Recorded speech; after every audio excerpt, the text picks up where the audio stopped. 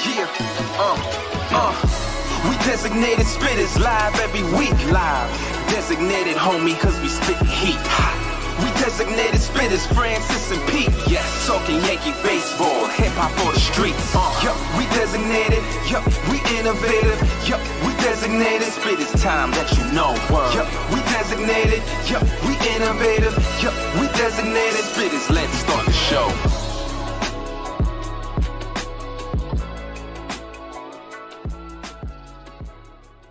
The designated spitters are in the damn house. And friends, let me tell you something, bro. I'm excited about this episode, man.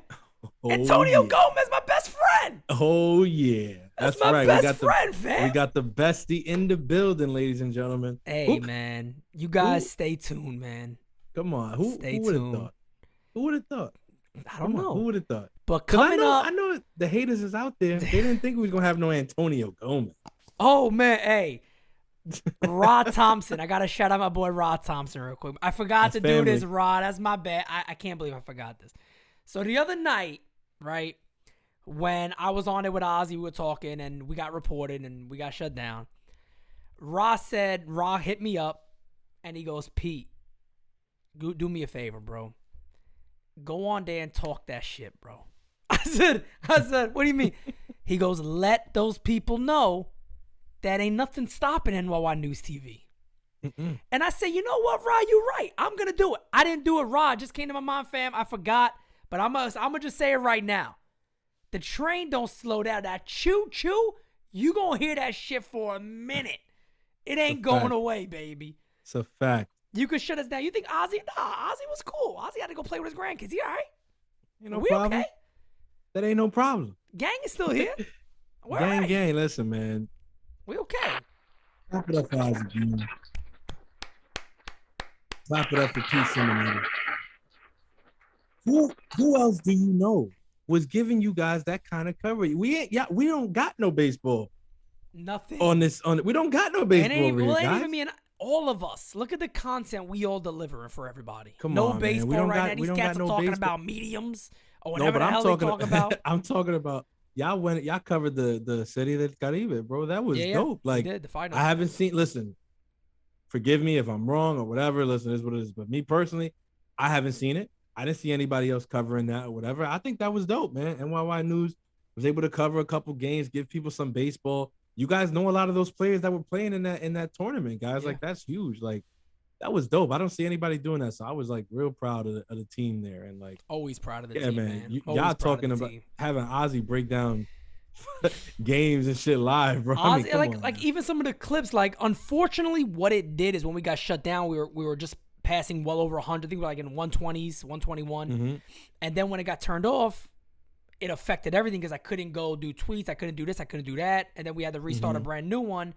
But Ozzy made some great points. I recommend you guys go back. I asked him his point of view of like when a starter wants to pitch with a catcher.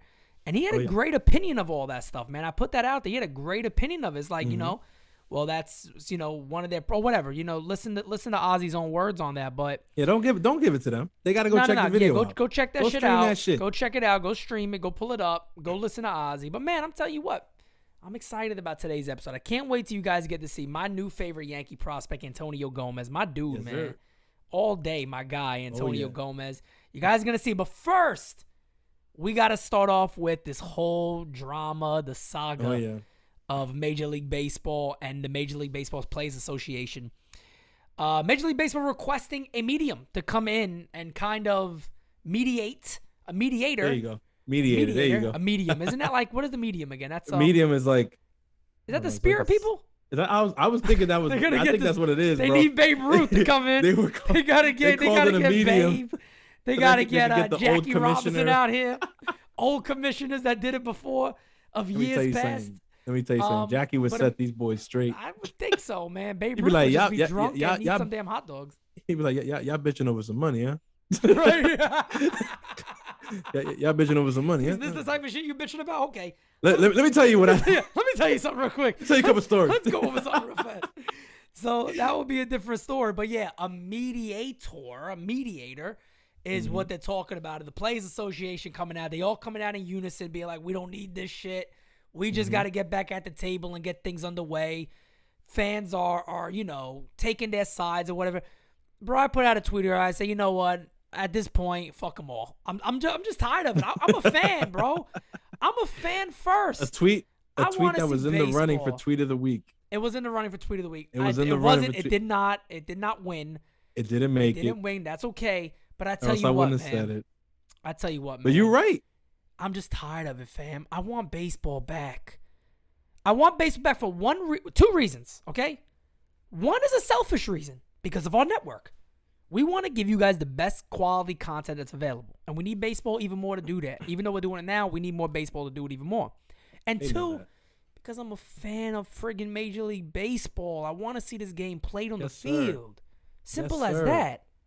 Guys, this is listen, make no mistake about it. Y'all already know. This podcast is a podcast that's predicated on the happenings of the greatest baseball team ever, the New York Yankees. All right? If the New York Yankees aren't playing baseball, it's going to be real hard to deliver a Yankees podcast to you guys every week. Facts. Right? Now, because we're so fucking good at what we do, we've been able to do it so far. Figure that shit out. All right? You know what I'm saying? Because, I mean, let's not make no mistake. We are the Spittaz. We are the Spittaz. But we are the Spittaz. We are the Spittaz. We are the Spittaz. But not like that. Don't get cute in those comments. Relax. But what I'm saying we'll tell you guys a little more about that after we talk about our sponsor. Exactly. Nah, bro, man, we need baseball. We need it back. I saw a tweet the other day. Buster only put it out after the MLB had announced about the mediator thing. Mm-hmm. He's like, in 1994, federal mediators worked on baseball's work stoppage. And he was like, a month after that happened, they had to cancel the World Series. In 1994, the strike happened in the middle of the season, if you guys remember. Right. And then the actual resolution to the lockout didn't happen for another 7 months after that. So, like, he was basically saying, like, look, the mediator, the idea of going to a mediator is not necessarily a good sign. It's probably a bad sign or whatever. Listen, bro. I'll put it like this. Whatever the fuck is going to get these guys to actually figure something out. Facts. Get it done. Let's do it. Like, get it done. I put a tweet out when MLB said, oh, they're going to media, whatever. I put a tweet out that was like, damn, man, it's a shame we got to waste taxpayers' dollars for this shit. Because it's a federal mediator. Yeah. Like, it's a shame we got to waste taxpayers' dollars to go and mediate this when we literally have Rob Manfred and Tony Clark as the people who are supposed to do these it's called collective bargaining for a reason. They're supposed to collectively bargain. They're not supposed to need a third party person to do it. But I was like, I wasn't saying like that, like, look, I don't want a mediator to come in or whatever. It's like, look, bro, if that, whatever it takes at this point. That's it. That's all it comes down to, truly, is whatever gets a deal done, do it in a strip joint. I don't care where you get the mess done. Tony Clark be up in there throwing. I don't care how you get the damn thing done. My thing is like, I mean, it's at the point where I think fans are right now just like, I don't give a shit who you want to point the finger to. I mean, that's me at least. I'm talking from, I don't give a shit who you point the finger to. Look, can we just get a deal done? Like, the last thing I want is like what Chef said on his show. Maybe this goes into July, June. That's the worst thing ever for base. And as Manfred too. That would be horrible. Manfred at that point got to sit down with Clark and go, look, we have to figure this out. Whatever it takes, this has to be done now. Like, we got to figure somewhere along the line, they're going to have to be a point of no return where it's like, guys, this is the deadline. Let's be real. This is the deadline. Let's be accurate. Let's be fair. You can't have the NFL pulling in some of the best numbers they've ever pulled in. I think the 49ers games were the biggest drawing games in years and years and years and years. You know what I mean? You got everybody pulling in these terrific numbers, and then here comes Major League Baseball. Be like, yeah, we're probably not going to start on time. Are you kidding me? Are you kidding me? I made the joke saying, all right, everybody, who's your favorite minor league team? What's up? That's a fact. Patriots, what's good? Yankees, Patriots, what's up? Tarpon's gang on this side. I'm telling you, bro. Man. Like, pick your favorite minor league team and let's ride with it. Nah, we really, I mean, all jokes aside, you gotta be a Patriots guy. Somerset's right here. It's not that long of a drive, but listen, this is it's just to say this less than ideal is just a gross understatement. At this point, spring training starting on time is a fantasy. Yeah, That's not definitely not happen. happening. Definitely not Pitchers happening. and catchers are not happening. reporting on time. Nope. So again, what's not being spoken about is whenever the fuck they do figure this out, the quality of the season is already being compromised. Already being tarnished. We saw what man. happened in 2020. We saw what happened in 2020 with the short, ramp up, the summer camp thing that they did or whatever. Yep. Teams playing, intra-squad games or whatever. Listen, as a Yankee fan, I'll tell you right now, that shit didn't do any favors for the Yankees. Not at all. That shit didn't do any favors for the Yankees. Not the at Yankees all. in that 60-game season, we only played our division and people from the NL East. The Yankees should have won way more games than they did. Right. They lost way too many games because they weren't prepared. That shit. I mean, we already know why they have trouble getting prepared every season. Right. But factor in a lockout and having to negotiate how you're going to play a season because of COVID. Yeah, it just wasn't in the cards. It just wasn't in the cards. It was just ridiculous. Now look back to that and remember all the injuries that occurred then and all the injuries that occurred in 2021 as a result of the ramp up. Now, correct. We haven't learned anything clearly because now here we are again with a lockout and pitchers and catchers reporting has already been delayed for the major leaguers. So what does that mean? What does that mean for pitchers? Well, if this shit doesn't get resolved quickly, we're going to see another freaking wave of injuries this year. Yeah, there's a lot of stuff too. BS. And, I don't want to go down a rabbit hole with this, but even figuring out a sticky substance. I mean, we're nowhere with a lot of little things too. Like Ozzie Guillen said flat out, you can't throw with a ball to ball. You cannot throw a baseball with nothing on your fingers. You're going to get hurt. And controls are going to be an issue. Anybody in the world knows that you play baseball on any level, you got to throw with a little something. Even if it's dirt, you spit on your hand and move the dirt and you rub it. What do you think you grab a baseball like this and you do this with it? Yeah. And a lot of times you rub dirt in it. That's what you're doing a lot of times. No, you're getting the natural oil that you have coming out of your skin, bro. It improves the grip. All those little things like that need to be worked out. Unless you're gonna have injury galore. You're gonna have a lot of shit all over the place. Bro, that's actually a significant thing though. Like going into this year, that needs to be decided. Needs to be addressed. I said it. There got to be a substance that MLB agrees to. Yeah, and that's it. And the players it's on the mound. It's even Ozzie made a funny point. I said, "What the hell's the rosin bag?" And nobody knows what the hell it is. It's just there. Yeah. I understand when you use it. It's there. It's supposed to help, but right. But like he's saying, it's there. Use it. So get something together and put it on the mound. Use it.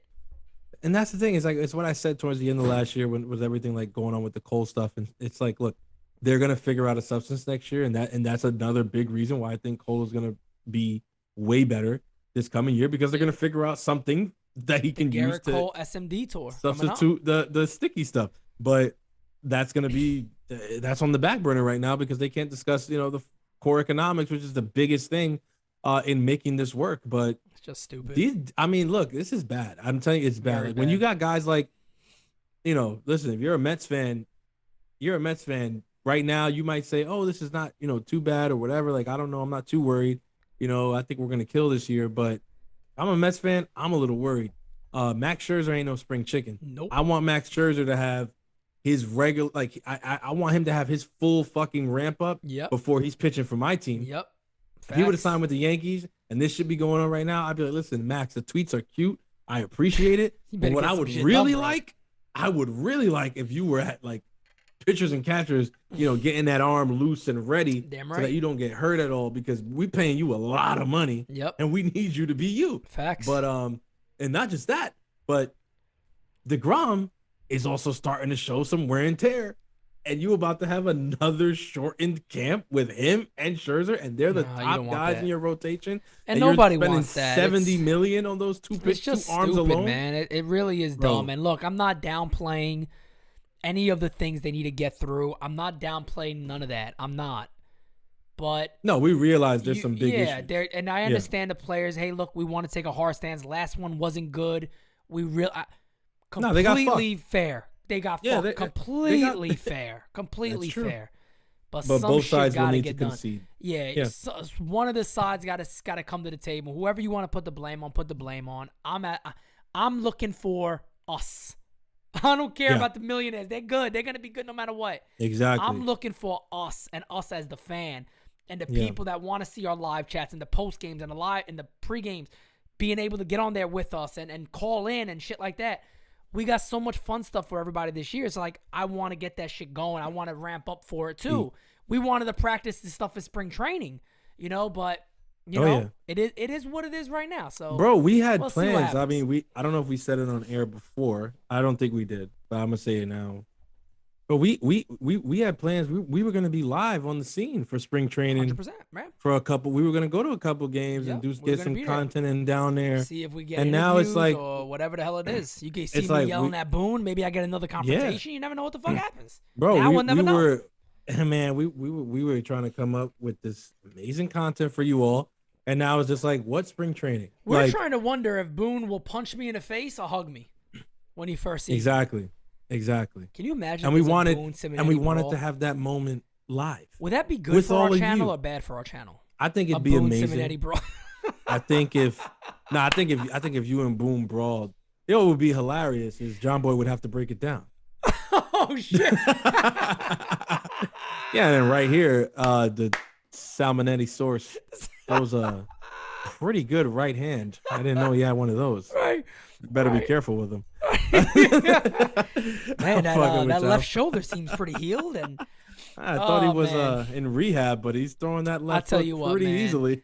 Nah, man, I absolutely I'm wishing the best for Aaron Boone, whether people believe that or not. I'm wishing the best for Aaron Boone and the Yankees. He manages our team. Yeah, I never want him to do bad. I go at it. Have you guys heard me have a rant on Aaron Boone during the offseason? No. There's no reason for me to.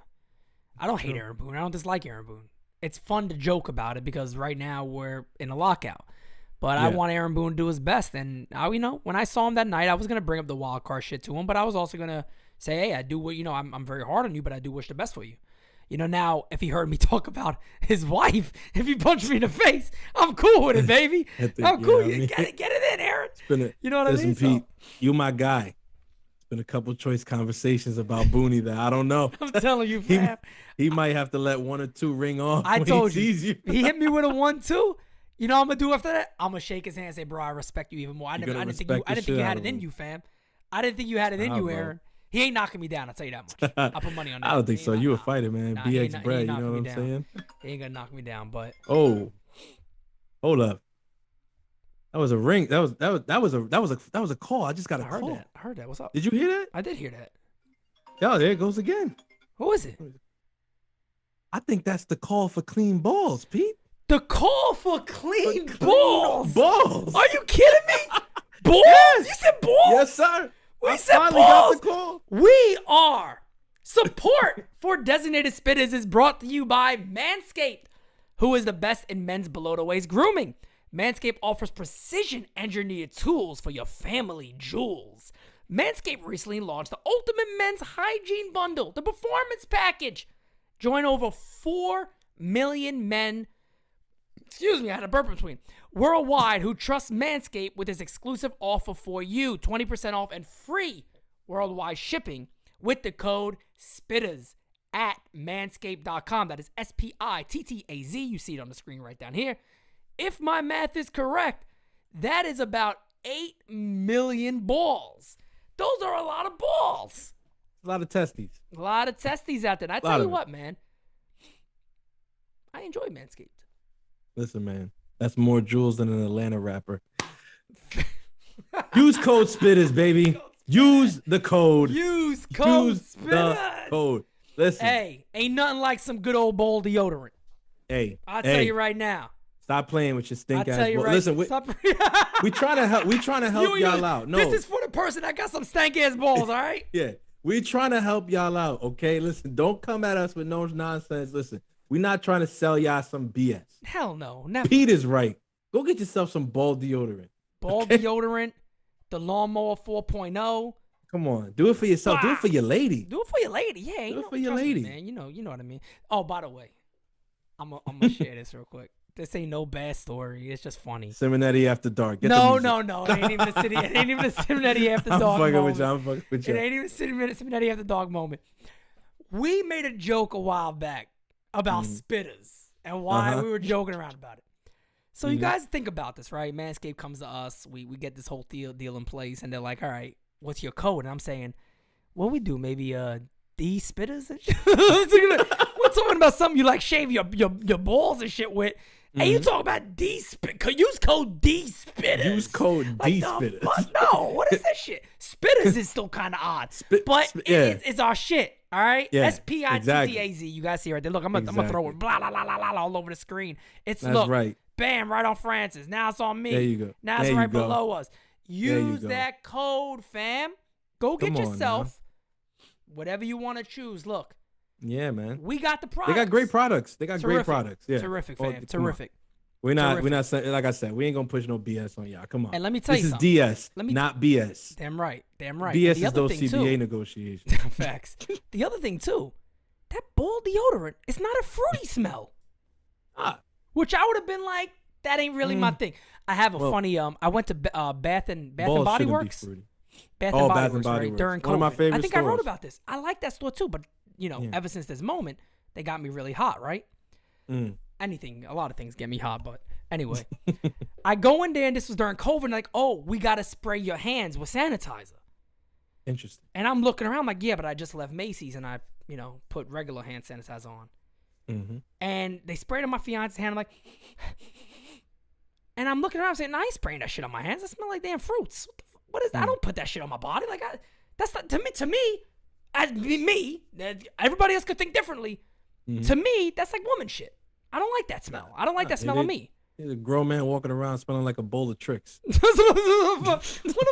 like I just rolled in potpourri. Like, what am I doing? I ain't doing that shit. It smells like my grandmother's bathroom. What is this? Yeah. What is this? Grape, Tuscan grape cranberry. What is that? Like, that ain't my thing. Tuscan grape. But anyway, who comes up with this shit? I don't know, man. They come up with some good names. Like, what this is a dope name, but why do my hands need to smell cranberry. like Tuscan grape cranberry?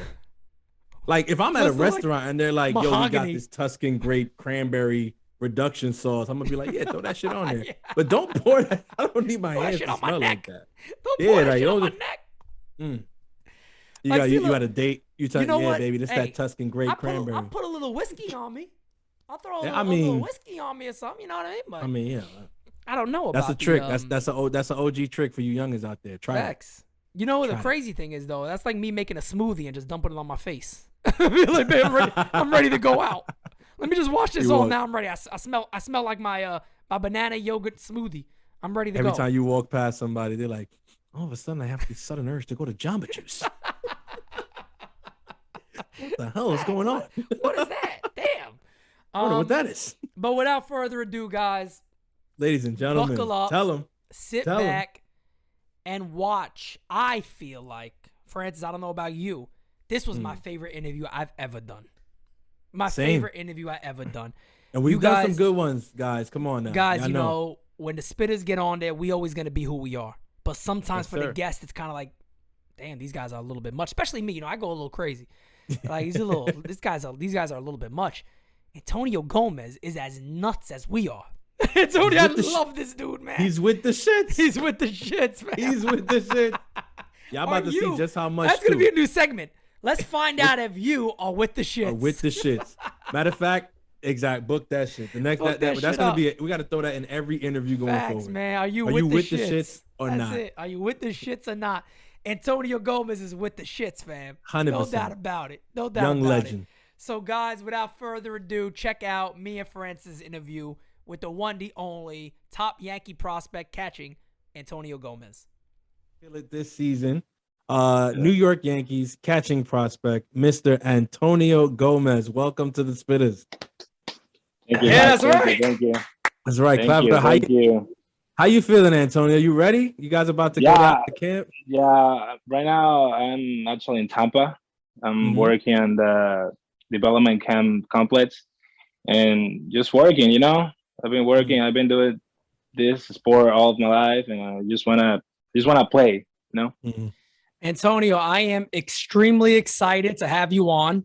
I've talked to Eli Fishman, who you probably know very well. He's very, very excited. Got me very excited about you also. So it is definitely an honor to have you on. You're definitely one of the prospects that I know for a fact I have my eyes on. So yeah, man, I'm very appreciative that you decided to join us. Oh yeah. Thank you. No, thank you for having me. About Eli have a good Twitter. Yeah, that's our guy, man. That's our guy. We love Eli. I really love that. Oh yeah, he's doing great work, man, because he's putting a lot of people on to players like yourself and players like the guys that you go out to battle with every day that people don't hear a lot about, because a lot of times you get a lot of hype about different guys and like then you hear other names and it's like, oh, I don't know enough about them. But then Eli will speak about you guys and put out like everything, like, and just like you have somebody, you guys got Eli, man. He's out there letting the world know that's about true. you guys. I wanted to start by asking you a question that you're probably going to get asked a million times throughout your career, but it's important. How did you begin playing baseball? What got you to fall in love with this game? I started playing when I was 4 or 5 years old because my dad taking me to a stadium and he just started throwing me balls, and I just fell in love with baseball at that age. And then I started growing up.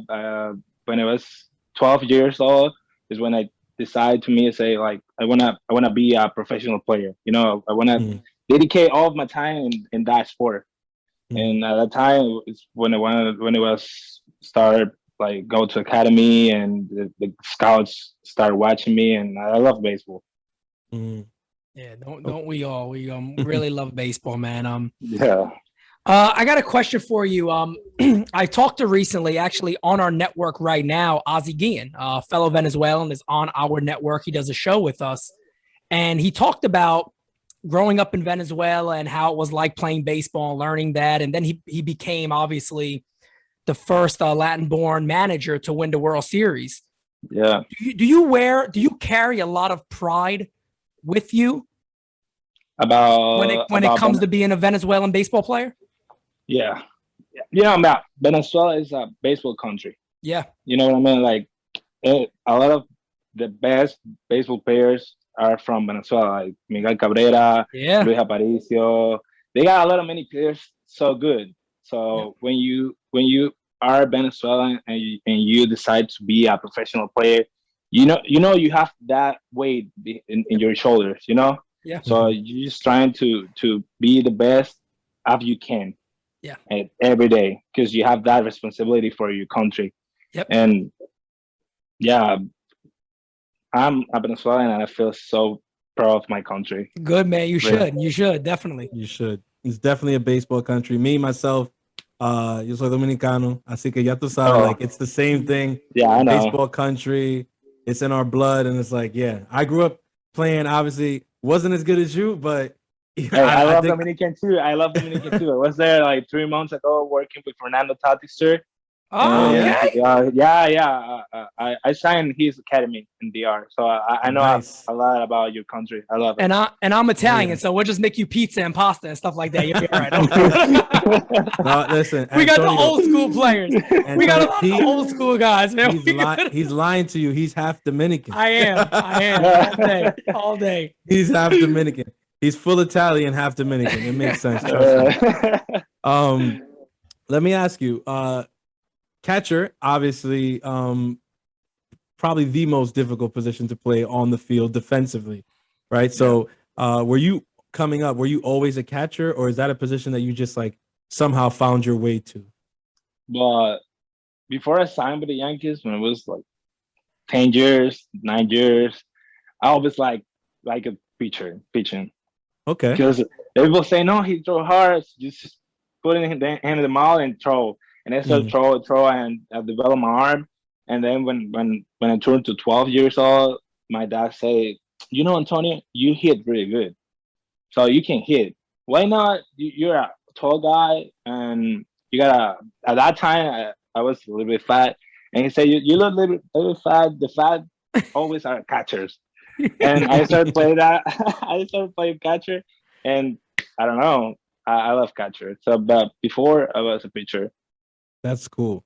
El, now that you say you're a pitcher, that explains the arm, because you have an amazing I was about to bring arm. It up, man. you just won an award last season for that arm, and now we know why. That's dope. I had no idea he was a pitcher. Did you, Pete?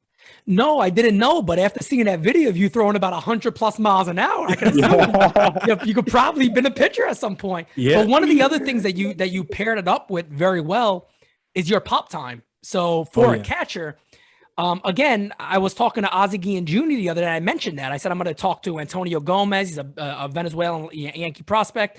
Oh, cool, And I said, well, one of the best stats about him is his pop time. He's very fast to throw to second base. Mm-hmm. And he goes, man, that's a stat that people don't talk about enough. And that's impressive. What do you do? Is there something that you focus on more of, or is there, I guess, a drill that you focus on more to work on that? Well, it's hard. It's a hard question, because sometimes it's for work. You can see a slow guys and he run fast or they don't have a good arm, but they do a good put times. Sometimes it's natural, I did 1.8 when it was like 14, 15 years old. But I think for me it was natural because I have the ability. But I can say I haven't seen people and other catchers that they did that for work, and both are good, Yeah. If you have good punt time, it doesn't matter because you can throw 1.8, but it was safe. Yeah. So you never know. So the best throw to second base is when it's up. Doesn't matter. It's exactly. That's 1.8, 1.9, or 2. Yeah. If it's out, that's what I say. That's what I say about exit velocity. I'm like, if it's an out, who cares? Who cares? Exactly. If it's an out, it's an out. He said the best exit velocity is the one that results in a hit. Right. It doesn't matter. So Antonio, let me ask you. So obviously we're speaking about you as a catcher. Are there any catchers in particular that you've modeled your game after, or guys that you look up to? Like, I like the way he goes about his work. I could learn from this guy or that guy. Personally, Josier Molina. I saw that picture recently. I saw that picture with him recently. Yeah. I was in the Bad Bunny concert. Okay. And we were in a place, and I just looked behind me, and I see Josier Molina. It was like, and I tell Ozzie Guillen Jr. He was with me there. It was like, okay, bro, my idol is right here. What I need to do? I was so surprised because I never think they're gonna be here. So I was like, oh my God. And I started talking to him. He's a good person, humble. He just started giving me a tips, like what you need to do, working hard or all that stuff. And I'm so grateful to be like there in that time and have time with him. So Josier for me is like my idol, I gotta ask you. I mean, you said Bad Bunny already, so now I gotta ask you, what is your favorite music overall? Right, I know you're gonna come up. You can see my shirt. Yeah, it's from Bad Bunny. I love Bad Bunny. So it's all okay. So we know when you make your debut at Yankee Stadium, Bad Bunny's gonna be playing when you come up. Who knows? That's possible. Okay. Right. Yeah. I love it. Yeah. By the way, Yadi's a great choice. Yadi's a great choice. One of the better catchers ever. And I mean, I'm half Puerto Rican also. I should have mentioned that before. Oh. Yeah. You're Puerto Rican, Dominican. La mitad boricua, la otra mitad dominicano. Nice. But Yadi is a legend. Yadi's a legend. He's already Hall of Fame for me. Easy. Yeah, easy call. Oh, they won't mess that one up. No, not at all. Let me ask you. You were signed by the Yankees in 2018. That's what, almost 4 years ago now. Yeah. I got to imagine that was a crazy feeling, a crazy time for you. Talk to us a little bit about what that experience was like. It's amazing but crazy. It's like when you got a dream and you say, when I was younger, I always say like the Yankees. It's the team with longest history on all MLB. And when I was like, when I think, I say, I'm gonna sign with the Yankees. What? I was like, what? And I just signed, and you start knowing people like around the big leaguers. the coaches, the all the staff are crazy, are good, are like excited to having you and start developing your skills and all your work you put there. It's just effort. You to be angry, you just need effort. You know, it's like you got a good responsibility, but it's so good. I feel so good to be a Yankee. So with you doing that and getting used to, obviously you've been in the organization for a little while now. Who's your go-to friend? Do you have somebody who you're always training with? Is there another Yankee prospect that you spend a lot of time with? Yeah, well, my last off-season I was in Miami, and I've been working with Miguel Rojas. He played for Marlins. Yep. Luis Rodriguez, he's a minor league with Dodgers. But I have so many good friends from the Yankees, like Jason, you know, Minguez, Ryan Salinas, Everson Pedroia. He's gonna be a big leaguer soon. I think so. Yeah. All of them mostly go to Venezuela or more like outside the country. Yep. But I've been working. It's pretty cool too, though, because, you know, you and like you said, Jason Dominguez, you guys are kind of now in that same time together of getting ready to come up through the division, through the different leagues together. So it's an exciting time for Yankee fans because trust me, you know, Dominguez gets a lot of hype, but I think brilliant move with the Twitter because I think Yankee fans are getting to see a different side of you that they don't get to see a lot of. And I think you're winning a lot of fans very quickly, which is pretty cool to see. Yeah. I started using Twitter like I don't know 3 months ago, something like that, 4 months ago, and when I see it, it just have 2,000 followers. It was like, man, Yankee fans love their prospects. I'm telling you, man. So I love once you do it, that. oh yeah. I think sometimes more than the players on the actual team right now. I think Yankee fans are very excited about guys like you, guys like Jason Dominguez, Volpe, Peraza, Everson Piera, like you said, all these guys we're very excited for. Oh yeah. And you're doing great. And you're doing great on Twitter. Like for somebody who just got it there 3 months ago, like you're posting good content. Like, you know, people like to see the stuff that you're posting. You're saying the right things. Yeah, it's a cool guy, man. It's a cool guy. My favorite tweet. I mean, claro, he got the swag. You know what I'm saying? I'm telling you, facts. But it's like sometimes people get on the phone. They can't make it come through. Right. But Antonio, he hit the right buttons. He already put out for the year New York Yankees 2022 champs. That was that was the one thing I needed to see. I was like, okay, I like the cut of this guy's jib. I like this guy. Well, that's my team. You know, I love my team. I love the fans. They're so good. They put all the love they have on you, and you feel that. You feel that responsibility too. So I love the fans too, bro. And I did all my tweets I want to show them what I do, you know, because they want to know. I know they want to know what I do, or why is your development before you making a big league, before you become big league. So I want to show them how they do and how we, you know, like how they work, all that stuff. Oh yeah, definitely. No, that's really important. Which leads me, I think, into my next question. You've been in the minor leagues a couple of years now, right? What is your experience been like in the minor leagues? Because a lot of guys have so many different experiences, and it's unique for everybody, right? So, what has Antonio's experience been like so far as a minor league ball player? Well, like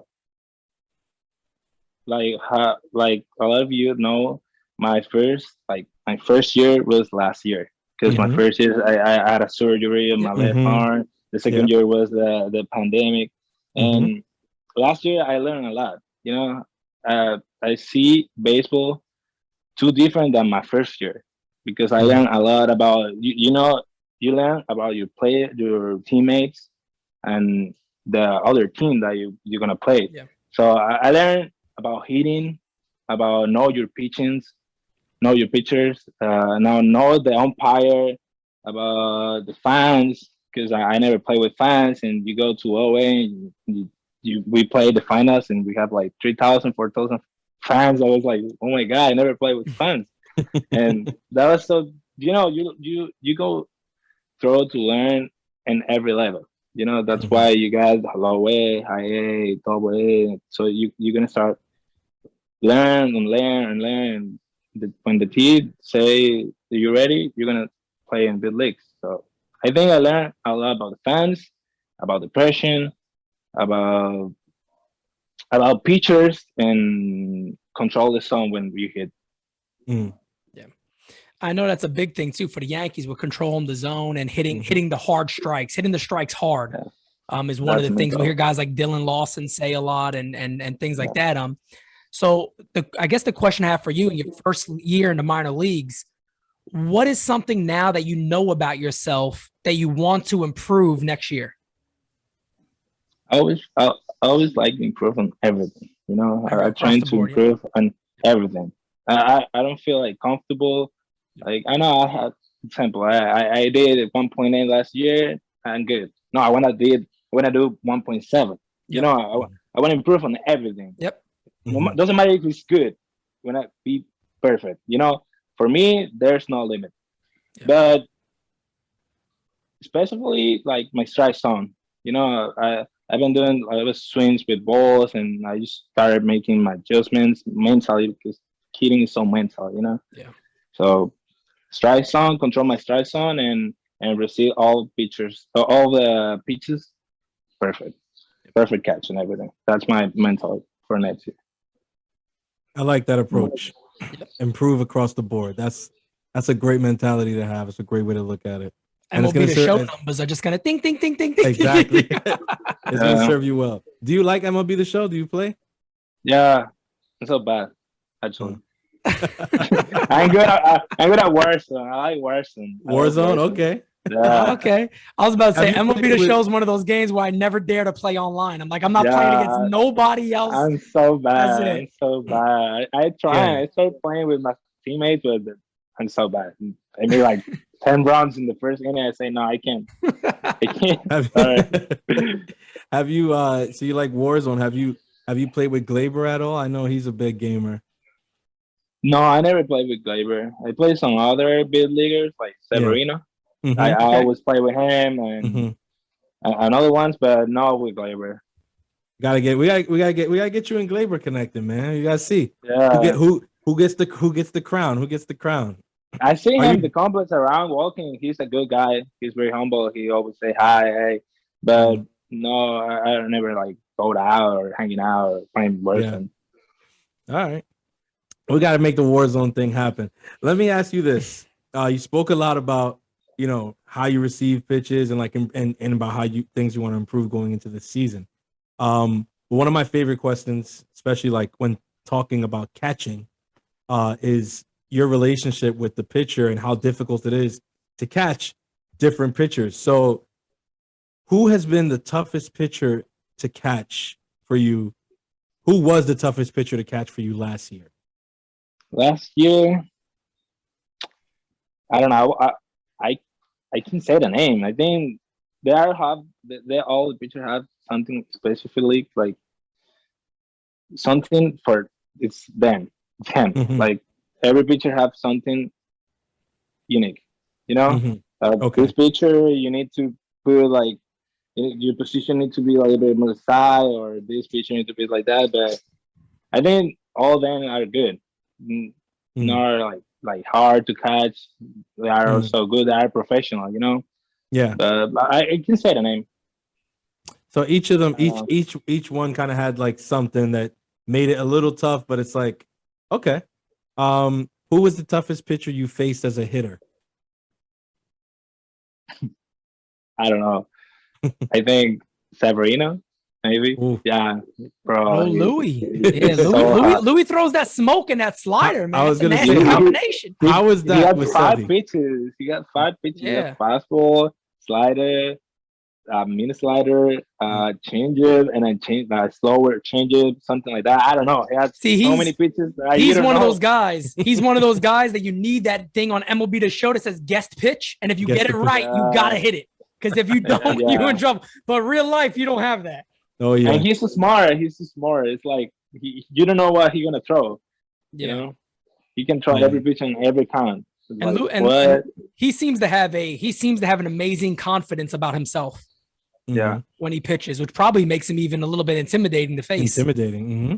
Yeah, true. That's true. Yeah. Confidence is big. You feel I was gonna say, like, what did that feel like like stepping in the box, knowing like this is Luis Severino, like this guy's he's been at the big leagues, he's done it at a really high level, like, and I'm in the box against this guy, like it's me versus him right now, like. yeah, it's mentally you need to have confidence in that. I have confidence in myself and go there to. We are rivals. Doesn't matter if you're big league and I play just low A. Mm-hmm. Me versus you versus me. Let's go. Let's compete. Anything can happen. I love it. I love it. So, but he's still hard. He's still hard to hit.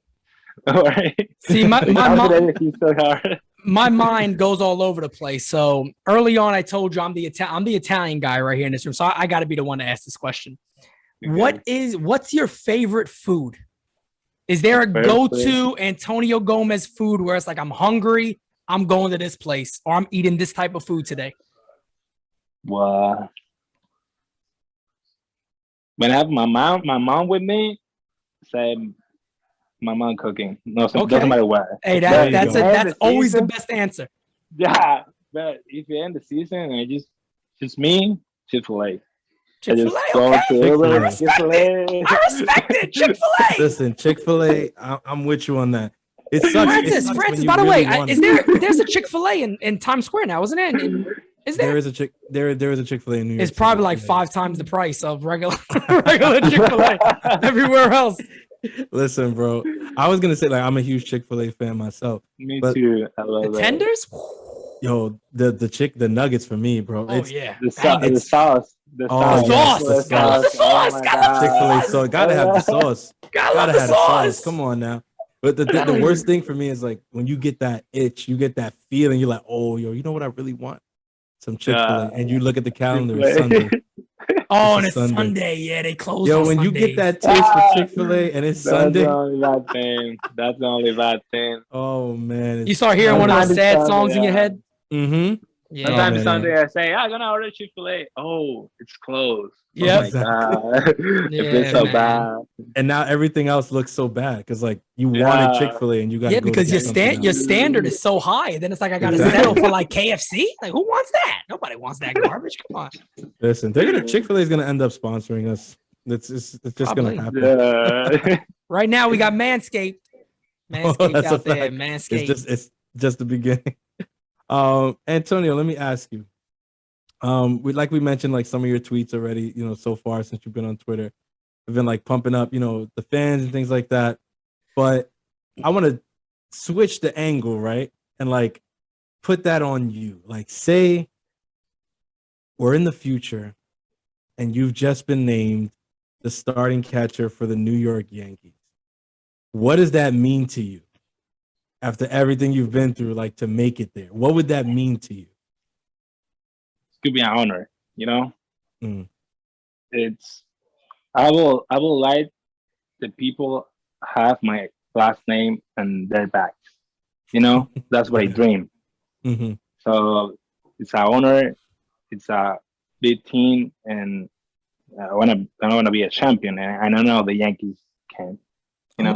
I'm gonna tell you right now, Antonio. You get there, I'm buying that jersey. That's a fact. I was about to say. Fact. I give you my word right now.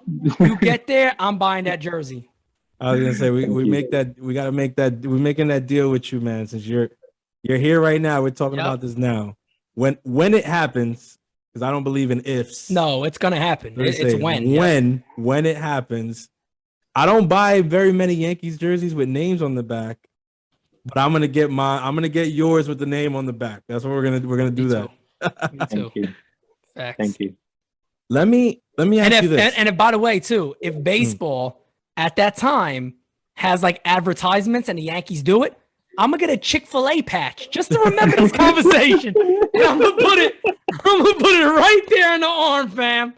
And I'm gonna get one of the sauce, and I'm gonna get I'm gonna do all that for you, Antonio. I'm gonna frame it, but you gotta sign it. I'm gonna get you to sign it one day.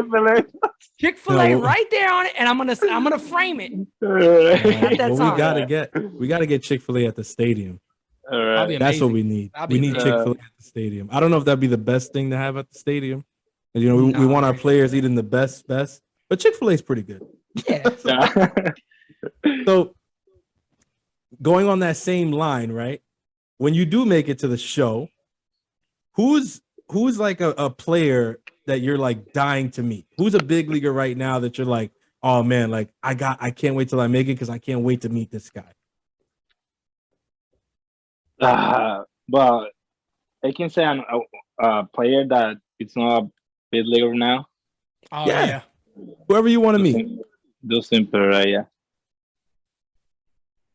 Wait, hold on. Me? Repeat that. Dustin Pedroia. Oh, Dustin Pedroia. Pedroia. Yeah, cool. Yeah, okay. All right. Good old Dustin Pedroia, little Red Sox guy. All right, you guys. I'm gonna be honest with you, Antonio. You gotta give me a good reason because I'm a Yankee fan. Yeah, I know. He knows. You're gonna do that, but all right, I'm gonna explain why. Mm-hmm. When I was 5 years, 6 years, and I started playing, my first game I've seen on TV was Red Sox Yankees. Look at that I remember, you know. Yeah. And I remember. I'm sorry. Go ahead. Yeah, and I remember Dustin Pedroia. He was starting baseball. He wanted to start playing. He was amazing that game. Yeah, no, he's had an amazing career. He had a great career. At that time, I say I need to meet him, and now I still saying I need to meet Dustin Pedroia. Hey man, that's awesome. That's something you looked at in your childhood and you saw a player. And by all means, as a Yankee fan, I think we could both say Pedroia played the game as hard as you can. You know, so he was a real ball game. He was a real ball player. He was a guy every day gave it his all. He's retired now, so it's not like we have to really worry about, you know, Dustin being a second baseman for the Red Sox anymore. But he was definitely an amazing ball player, and I could definitely understand why you would see him being young and be so excited. I say a lot about you know, I kind of compare him a little to the guys that play so hard. Brett Gardner on the Yankees. I tell anybody, if you want to see a guy that plays hard every day, look at Brett Gardner. He'll never let you down on playing hard. Hustle. Always, all the time. Yeah, Pedroia, listen.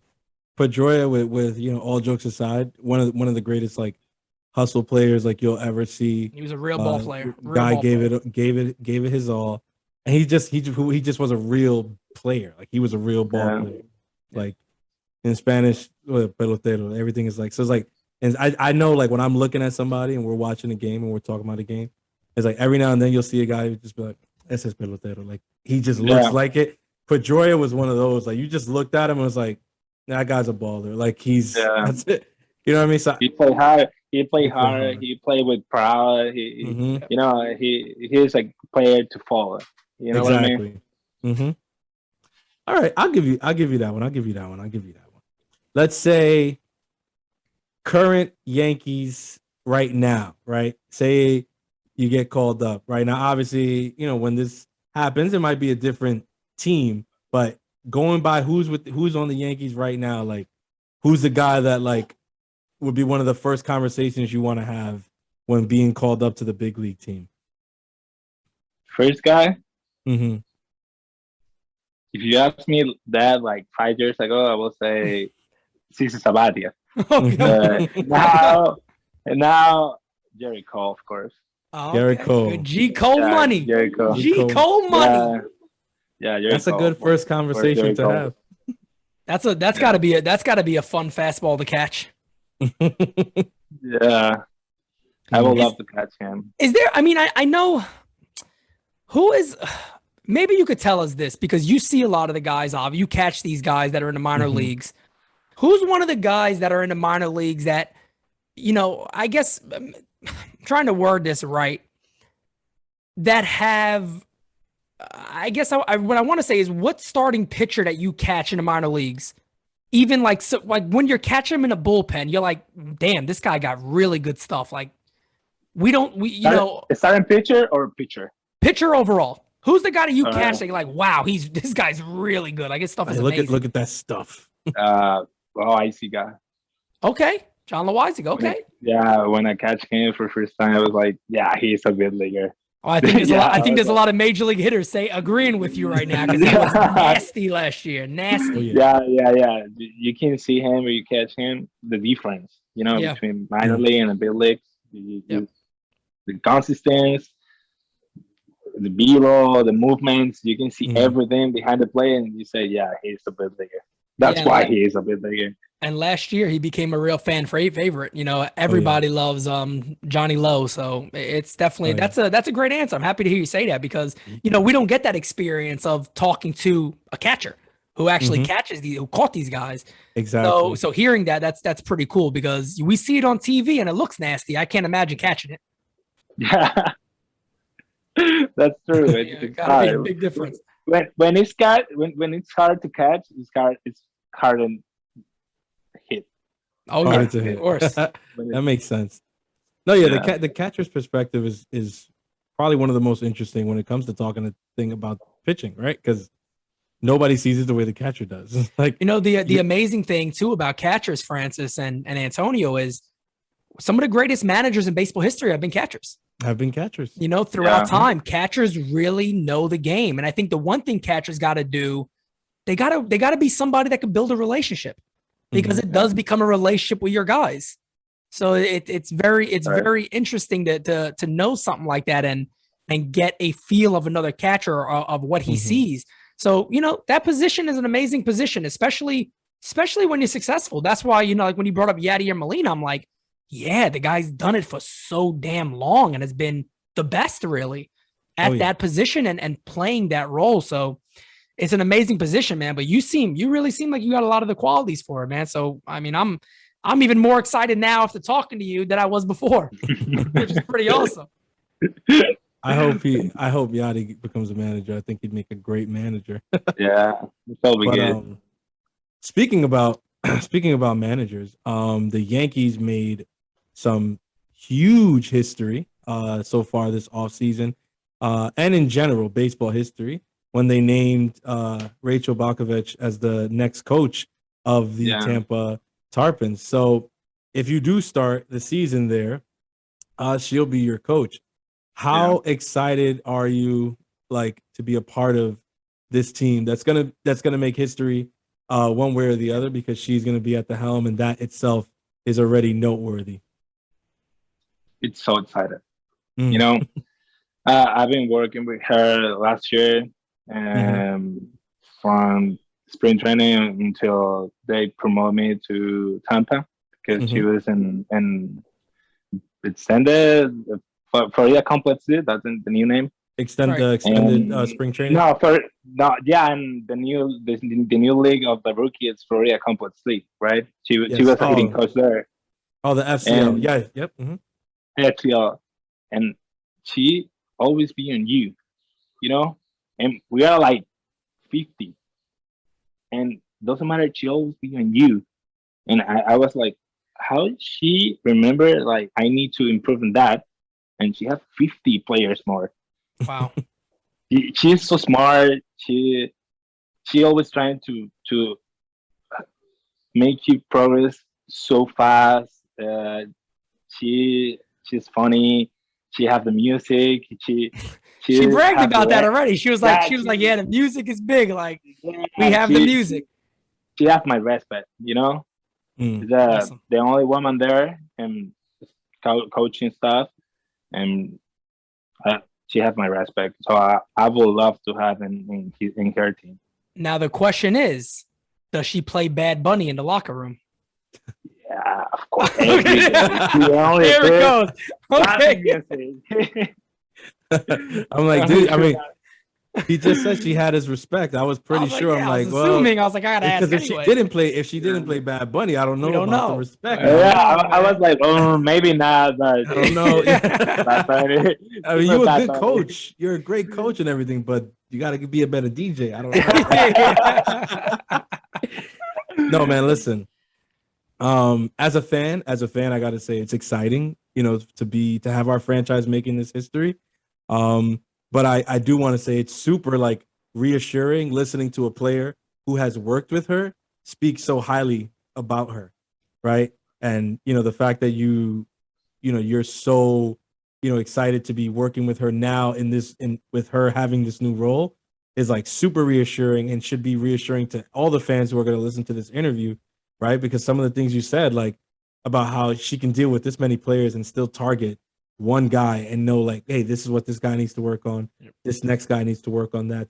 That's not an easy thing to do. So I'm pretty sure that went into the decision, right, to put her in the position that she got now. Yeah, me too. I agree with that. Oh yeah. Let me ask you this: what are your goals for your MLB career? I know that's a very big question, right? But I think it's more of like a mentality question. I'm not going to give you the trick to it because I want to see how you answer it. But what are your goals? My goal for your MLB career. If I play 10 years, I want to have 10 rings. Okay. Hey, this is my new favorite ball player of all time. This is my new favorite ball player of all time. Antonio, we're hanging out one day. We're hanging out one day. I'm telling you, we're hanging out one day. I want to have 2 rings. I'm telling you, man. I want to be a championship. The best for my team. Hey, man, that's what it's all about. One of the things that you'll find out about NyynewsTV, the company here that we have, that's one of the things we harp on a lot is, look, man, it's World Series and that's it. Like we want to win. We want to get that trophy back to the Bronx. And look, man, that's why we support you guys so much, the young guys coming up, because we're like, look, you guys are the next guys we're going to be talking about a lot. You guys are the next guys that we're going to say, hey, man, Antonio, if I got somebody, I want Antonio Gomez coming up, or I want to see Jason Dominguez coming up, or Anthony Volpe, or Oswald Peraza, or Everson Piera. I want to see these guys come up in big moments. And that question right there just does it for me, man, because I'm all about that too. And I told Francis and my whole team is that, we just want to win every single day. I always set a goal for myself where I want to feel like I accomplished something this day. No matter what it is, I want to accomplish something every single day that gets me closer to personal goals of mine. And just to hear you say that, man, you could have guys say, I just want to, have 10 years as a regular catcher and I want to be a starter. And my man said, I just want 10 rings. I love it. I love it. If I play 10 years, I want to have 10. So, Antonio, I'm going to let you know the trick, the trick to the question. Don't tell everybody, because we're going to probably interview some other players and I don't want them to know the trick. Yeah. But the reason I asked that question is because the way that you answer that question tells me whether you're a selfish player or you're a team player, right? Yeah. And you said, if I play 10 years, I want 10 championships. That's a team mentality. You're not thinking just about yourself, because you could have said, if I play 10 years, I want 10 MVPs. Yep. I want 10 silver sluggers. I want 10 gold gloves, which are all great things.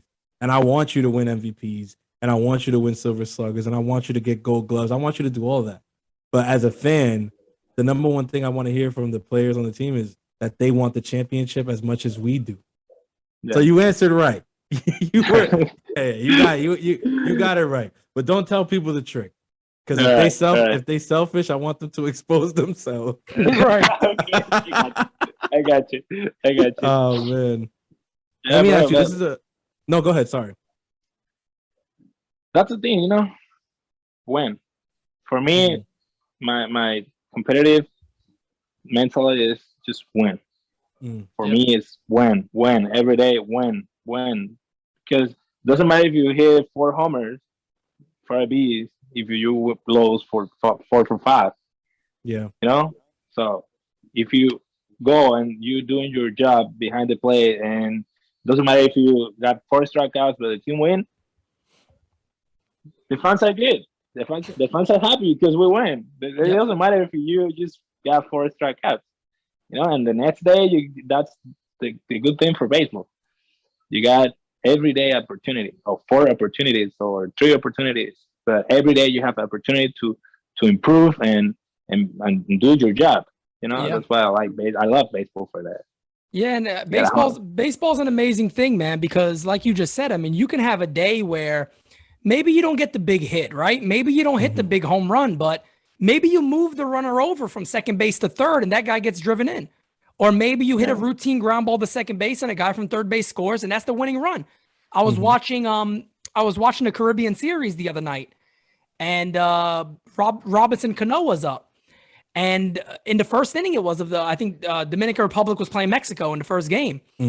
And Robinson Cano hit a routine ground ball to second base and DR was up 1-0. And I'm sitting there saying, that's a productive out. You know, those are things that help a team win truly because you see it on the box scores up, you know, he had an RBI. Okay. They only scored 3 runs that game. That was a big part of that game. So you're right. You can have days where you're not, you know, 4 for 4 and it wasn't all on Antonio Gomez, but maybe you did a couple of things that got your team to that victory. So, you know, hearing you talk that way, and obviously that's all natural. That's just who you are. It's blatantly obvious. It's again pretty damn awesome, man. I'm excited. Yeah. And Antonio, let me ask you this. This is a fun question. When you hit your first major league home run, who are you going to give the ball to and why? Ooh, that's a good one. My dad, of course. Yeah. Of course, my dad. You know, like my dad. I'm a family guy. I'm with my family I spend time with my family all the year. So they live in Miami and they come here when they got time. And when I'm in off season, I live with my parents there. I love my family, you know, and my dad was the person was with me every day before I become a professional, you know. So of course my dad. That's awesome. That's awesome. I think I'd probably have the same answer if I was in that position. Yeah. I was gonna say my first little league home run, I gave it to my dad. It was the little league, but hey, I did. Hey, this is my first one. That's my first one. No, that's my first one. I had all my high school he stuff has my first kid. He got my first kid in professional. He has my first homer. He has my first car signed. He has my first everything. So that's awesome. He got it. That's so dope. That's awesome. That's so cool, man. That's how it should be, though. That's how it should be. Because, like you said, like it all started with you and your dad, like going out. And he's proud of that. He feels proud of that. If he's happy, I'm happy. You know. Yeah, that's dope. That's dope. Sounds like a good guy. All right. I have some rapid fire questions, but I'm gonna shoot. I was gonna ask you, Pete, if you had anything before I jumped into the rapid fire. Man, let's go into the rapid fire. I'm gonna sit back. I'm gonna watch a little. I might throw. Antonio, be careful with me because I might throw something in there. Right. Yeah, you got to dodge them quick. There you go. Yeah, some rapid fire questions, and then we'll let you get some rest because I know camp and all that stuff is coming. Right, Camp? You'll be going to camp soon. I do got a rapid fire question for him. I do. Okay. All right. So, my first one. What's your favorite movie of all time? Your favorite movie? Oh my favorite God. Movie. Need to be fast? Yeah, gotta be fast. I have a low one. I don't know, the Lion King. Wait. Is it the original or the new one? No, the original. I love that. I'm telling you, man. Exactly. Antonio, we about to become best friends on this damn thing. This is crazy. Cartoons. I can't watch that movie. I'll be honest, bro. I'm everybody, you about to learn something about me, okay? When that dude says Simba, remember? That's it. I'm done. Every time. Oh man, that's it. I'm done, fam. I'm done. That's it. I'm done. I'm done, man. You see me sitting there? Yo. Nah, I feel you, man. Can't do it. I think it's all of us that have that relationship with our fathers. We want to go back to the Lion King. Yeah. Nah, bro. Uncle Scar, man, he messes up everything. But all right, next one. I gotta throw something. You know me, I gotta throw stuff in there. Nah, go ahead. You guys want to know something crazy about the Lion King movie? So you remember at the end with Scar, when Scar is about to get eaten by the hyenas? Yes. You know he survives, right? Yeah. What? Sorry. He survives. Yeah. So no, listen, I'm not even joking. This is serious. I'm not even joking. If you watch the movie Hercules, the Disney movie, yeah, I know Hercules killed him, and he has him as a cape. Yeah. Scar. Yeah, that's true. Look it up. You can see it. Yeah. His clothing. He killed Scar and got his clothing. The Disney movie Hercules. Yeah. when he's posing for pictures. There's a scene where he's posing for pictures and he's wearing Scar as like a cape. Oh, really? And I think didn't know that. I think he throws it off and it like makes the silhouette of Scar on the floor, and you see that it's him. Yeah, it's crazy, bro. Yeah, I gotta look at it, guys. I didn't know that. yeah, man. Watch, Go look it up. when you You'll see when it. you get a moment, go watch Hercules again and watch. You're gonna be like, that part. Italian guy knew. That Italian guy like, taught me something. Let me go. All right, next rapid fire question. What's your favorite kind of music? Favorite kind of music? Reggaeton. All right. All right, let's do it. Okay. I mean, we already have this answer, but I gotta ask just for the confirmation. Who's your favorite artist? Bad Bunny. Bad Bunny. Bad Bunny. Okay. All right. You know who my favorite is? I gotta say right now, old school, Hector El Father.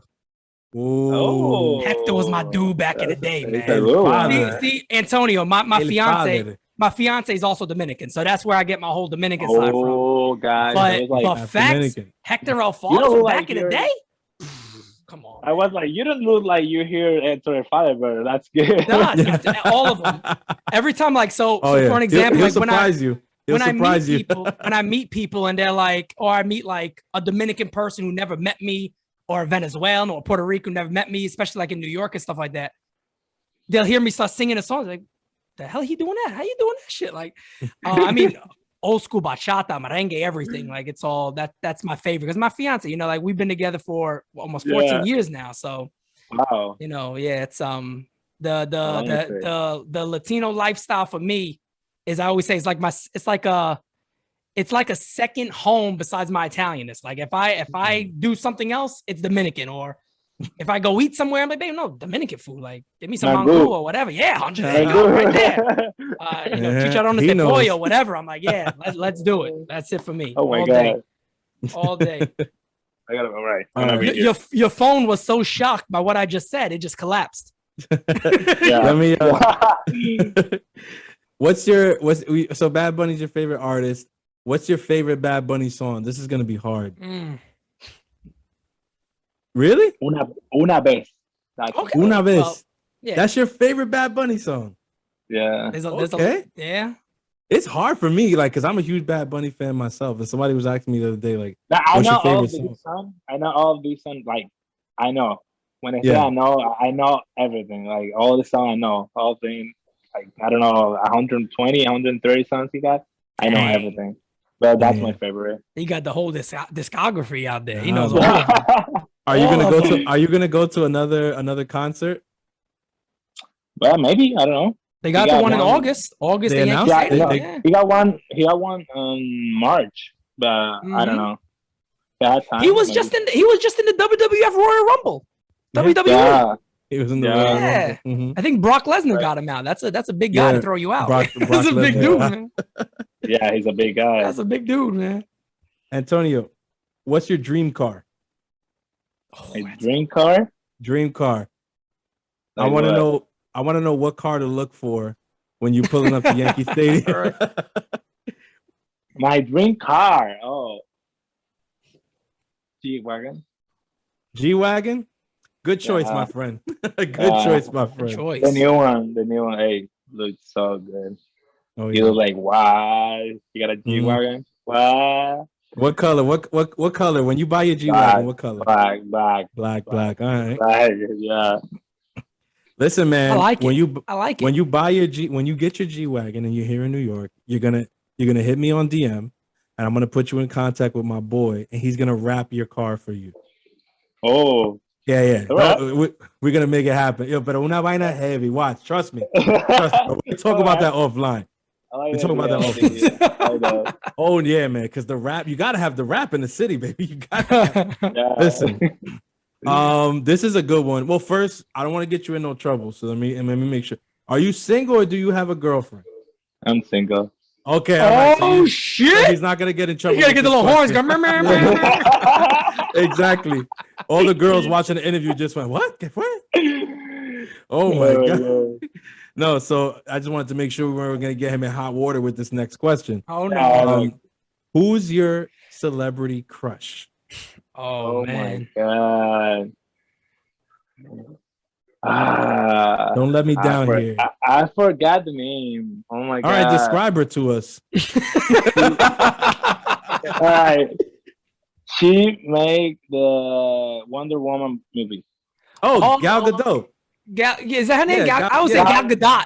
I do the whole Gadot. It could be, for all I know, it's Gadot. I thought it was Gadot, so I go with that. Oh yeah, she's fire, bro. Yeah, she's fire. Yeah. I think she's married though, because she got like baby. She had like a baby, didn't she? Oh really? I don't know. Yeah, bro. No. We got to get Antonio. We got to get Antonio. We can change it. We can change it. No. She's your celebrity crush. But now, give me another one. Give me another one. It's the Esposito. Esposito. There we go. I know exactly what you're talking about. She's on the show. ¿Cómo se llama? Elite, right? Elite. Yeah. Yeah, bro. If I could go back in time, young Selma Hayek. Ooh, yeah. Chef's kiss. She's pretty. Yeah. Well, me definitely. If we going down that route, I'll take Sofia Vergara. Oh my God! All day, every day, every day. Like, I don't care, bro. When she's 75, I'm down. Like facts. Yo, oh my God, that woman. All right. I got last ones. Really short, really quick. Okay. Do you have a favorite pair of sneakers? For what? Do you have a favorite pair of sneakers? Oh, yeah. Okay. What are they? Jordan's one. Oh, okay. Wait. Jordan 12s? Ones. He said Jordan ones. I'm a big Jordan 12 guy. I'm a big Jordan 12 guy. So I like the ones. I like Jordan ones and LeBrons. And LeBrons. All LeBrons. Nice. I love LeBrons. Listen, man. Matter of fact, did you ever like coincide with Clint Frazier at all? Yeah. Yeah? Did you guys talk about sneakers? Yeah. I tried. Sneaker guy, man. That's a funny story. I practice with Jordans, and I tell him, "Hey, look at my Jordans. You have this one?" He said, "I have like 400 Jordans." I was like, "Oh, I didn't know that, bro. Actually, I didn't know that, but that's good." And he just started showing me all his Jordans. I was like, "What?" He got all the colors, colors he got. He's a good guy. Yeah. He's like a legit sneakerhead. We have a guy on our team. Shout out to Joe G. Killer Joe. Killer Joe on our team. We call him Killer Joe. He's the shoe plug. He got everybody. He got all the shoes. Yeah, he's the plug.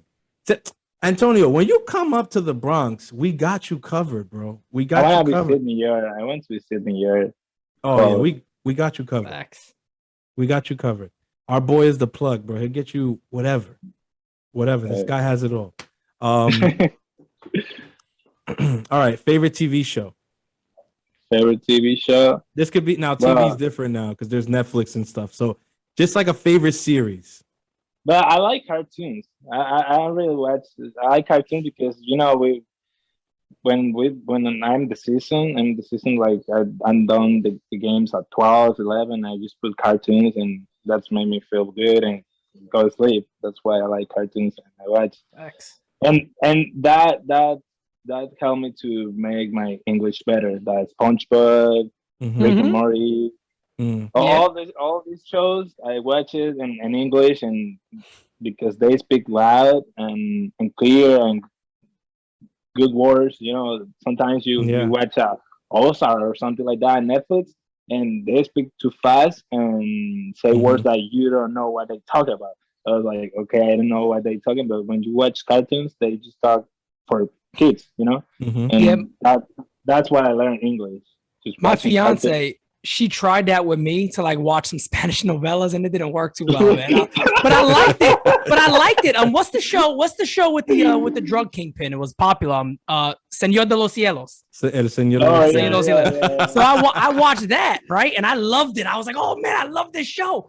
But I'm like, you gotta get the subtitles on. She's like, but you gotta learn. But like, please put the subtitles. I wanna know what's going on. I wanna know what's going on. I love it. I love that show, man. So I've seen all the episodes. Listen, Antonio, your English is phenomenal. Like, Facts, to- man. I try. your English is phenomenal. You're gonna. I Yeah, understand everything. Mhm. Sometimes for talk, I cut some words and I say the wrong word, but I try. I try No- every day. I try to speak. Bro, nothing that SpongeBob SquarePants can't teach you. Yeah. that's a fact. Antonio, let me tell you, you can learn a lot of life lessons from SpongeBob. Facts. It's The a Simpsons fact. too. The Simpsons too. Oh yeah, forget Yeah. it. Yeah. The Simpsons is good too. I'm a fan. I'm a Family Guy, guy also. But all right, my last one, and this one I like too. Is like a fun question. All right, you're given a vacation, right?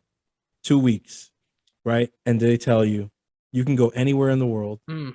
right? All expenses are covered. It doesn't matter. Like you're not going to pay for anything. So like money is not an option. Like money's not an obstacle. It's nothing. Okay. Where do you go on this vacation, and what do you do on this vacation? Well, tell us the stuff you can tell us. The other stuff you don't got to tell us. The young man, we know he's a young guy. Spends a lot of time in Miami. This kid. Like, I don't know. I would like to go to Japan, Where? Japón, Japan. Japan. Japan's on Ooh. my list. Japan's on my list. Man. Tokyo. Tokyo. Yeah, Do some everything. shopping. Nice. Yeah. Do you like not sushi? shopping. I like sushi. Okay. I love sushi actually, Mm. but I don't know. Take pictures. I look some like views. Some Mhm. place that look so good and comfortable. So I would like to go different. Are you into anime at all? Yeah. Yeah. What's your favorite anime? Right now, Attack on Titan. Attack on Oh, Titan. yeah. But all of my life, Naruto. Good Naruto. Naruto. I'll give you Naruto Yeah. all time. But I watch a lot. My son put me on to all that because he's like, yeah, these new cartoons are good. I'm like, okay, let me see. And I saw the Attack on Titan one time, and these big looking naked dudes are walking around like with these weird ass faces. And I'm thinking about, I'm thinking like, is this something wrong with my kid? What the hell are you watching? Like, what is this shit? Listen, But it's good. It was good. It was good. my boy put me onto Attack on Titan. Shout out to my boy Misa. And at first I was like, I don't know, but then I just got hooked. I can't even tell you it's what good. it is. I can't even tell you what it is, but I'm hooked. Yeah. But I yeah, remember the dude was like eating one of the people and stuff. I'm like, damn, what the hell is this? Like, what are you watching, Jay? And then the other dude flies out of nowhere and just slicing these dudes. Like, oh my goodness. Like back in the anime is day, man, we crazy. had like Something will happen. Something will happen right here. facts. We had Yeah. like G.I. Joe back in the day and all Mhm. those. And yeah, man, they upgraded. Thundercats and all that shit. Thundercats, Transformers. Dragon Ball Z. Dragon Ball Z was the beginning of anime for me. Yeah, Yeah. Dragon Ball Z. Dragon was Ball dope, Z. man. Oh yeah, that was huge. You should do That's that when it. you come up the plate. Like get in, you know how Dragon Ball, they get in those modes, they just like, yeah. Oh yeah, Super Saiyan. Come up the plate. Super Saiyan. Yeah, so man. that's so basically we can already tell people how his debut is gonna go. He's gonna come out. His walk up music is gonna be Bad Bunny, right? Yeah. We already know what song is gonna be. Yeah. He said "Una Vez" is his favorite song. Yeah. So It's my gonna- favorite song, but that's not my walk-up song. Oh, Yeah. so Antonio, give us the walk up song. El Mundo es Mío, Bad Bunny. But just No. the start. Like that beat. The beat. Just the I beat, love the Yeah. beat at the beat at the beginning. Yeah. That always that's get it. And then on Lovely top of walk-up that, song. when he gets ready to come up, his wife, Gail Gadot, or whatever the name be sitting over there. Wonder Woman, and she's gonna be wearing the outfit. She's gonna be wearing the outfit. That's gonna be the rule. It's like, yeah, you could come to the game, but you got to wear the outfit. Antonio asked that you wear the Oh outfit. man, You that's gotta wear crazy. the outfit. That is hilarious. Listen, my rapid fire questions are done. My regular questions are done. The only thing that's left for me to do is to say thank you so much Yeah, for giving us your time, hanging out with us tonight, and being honest and open with the questions, man. We appreciate that. Listen, I wish you all the luck in the world. Pray, that God blesses you with all the talent in the world. And I Thank hope you. to see you in the Bronx very, very, very soon. I cannot stress that enough. I will leave it there. Yes. But Thank you. Pete, Me go too. ahead. Me too. I say the same thing. To get your abilities and your catching at Yankee Stadium, to see you there after talking to you, very, very soon, my friend. Very, very Thank soon. you, guys. Thank you. I appreciate all your questions, all your time. Really, thank you for having me. Yeah. I really enjoyed this interview. I think I'm telling you, man. I'm gonna warn interview. you. I'm gonna tell you something right now, and I just gotta let you know throughout your career, you're not gonna have many better interviews than this one. That's a fact. It's not gonna be as fun as this. Antonio, unfortunately for you starting on too high of a note. Yeah, it doesn't Everything get else better. might go like that a little It goes bit, down. but it's all right. It goes down. That's how we do it. The next interview you do, they're not gonna know who Bad Bunny is. You're gonna have to tell them, and you're gonna say, "I went to a Bad Bunny concert. I saw Yachty." They were gonna be like, "Oh, you saw Yachty? Yeah. What were they doing at a concert?" We're not gonna do that to you, bro. We understand. Yeah.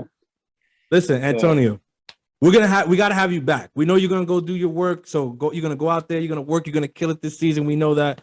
Hopefully, we talk to you on the other side of it. You know what I'm saying? Sure. But like I said, wish you nothing but the best, man. Keep killing out there. You're doing good. You won the award for the arm last year. Let's get some more awards this year. What do you think?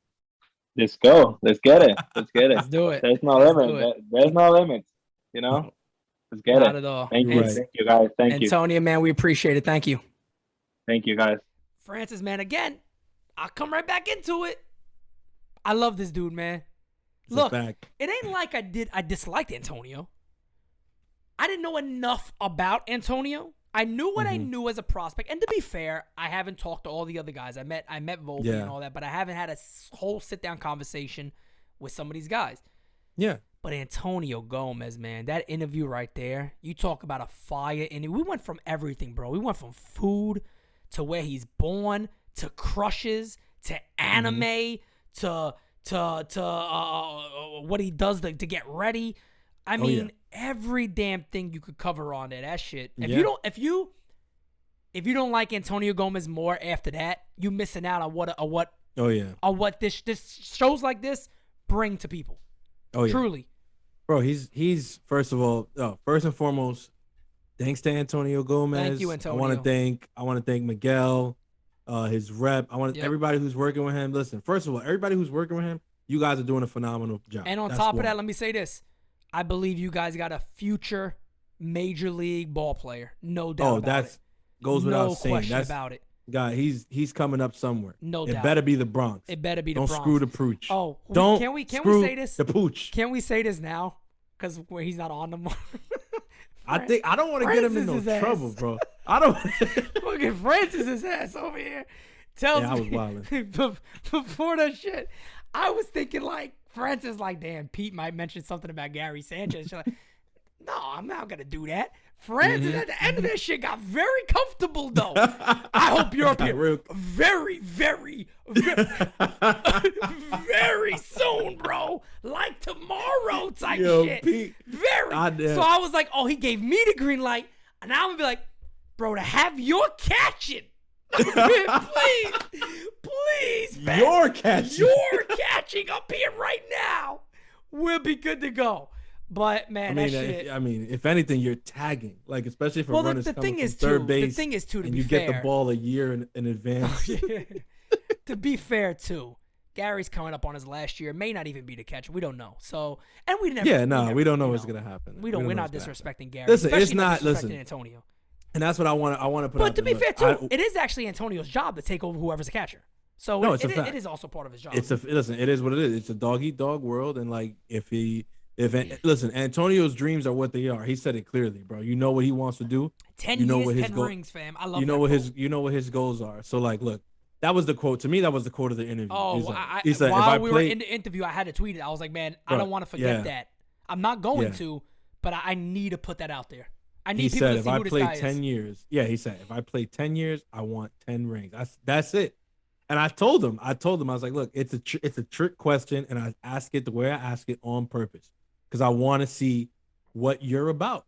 That's what I want to know, and he couldn't have answered that shit any better. That's the kind of basically it's like this, bro. That's the mentality that you want on the team. That's why I go so crazy, for Carlos Correa, and I've said it a million times, bro. Like guys like that with that mentality that is like, yo, if I'm playing for the chip, and that's it. Yep. Like that's what it's about. So big shout out to Antonio and his team. We wish you all the luck this year. Yep. We know that you're gonna kill. We know that you're about to go kill shit. You about to go have an amazing freaking year, bro. But we wish you all the luck, and we hope that you continue rising through the ranks and that you're in the Bronx very, very. Oh man, that shit had me. Guys, we got off that chat. We let Antonio go. We talked to him a little offline after that. When he got off that room, I said, "Man, Francis, that shit, bro.